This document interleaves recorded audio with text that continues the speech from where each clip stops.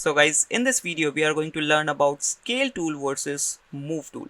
So let's directly jump into our Figma artboard and learn about scale versus move tool. So guys, here we are back where we left earlier.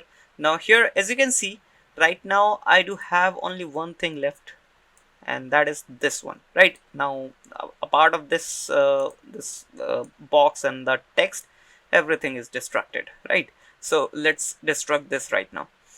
Now what we are going to do, I'm going to explain you the difference between scale and move tool.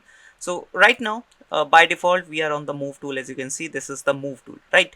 And the shortcut key of move is V, right? So for example, if you select this, the, the rectangular box or the text, for example, you want to increase the size of this text. So what you can do is you can just select this and just drag it like this, and you can increase the box, but the size of the text will not increase. You to increase the size of the text, you need to go to the properties of that text, and then you can increase like here, right? Or maybe you can go like this, right? But if you select this box and if you stretch this like this, now in this case the box stretches and the size of the box obviously increases, but in the case of text it doesn't happen. But for what if I select both the items like this, in this case the text and the box, all both the items have been selected. Now if I stretch it like this, again only the box or the rectangular shape is increasing, but the text is not increasing.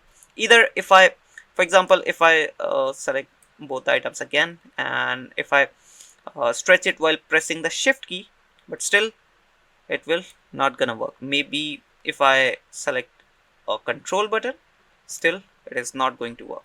So how we can increase both the item, or maybe there could be multiple other items as well in the box. This is just a button, but let's say there is a whole design and I want to select the design and just increase it like this, right? But it is not increasing. So in that case, scale tool comes into play.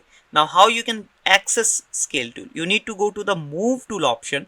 By default, as you can see, you are on a move tool, but if you click here, you will see underneath the move tool there is a scale tool as well. So what you need to do is you just need to select both the items like this and go to move tool, right? And just select the scale tool.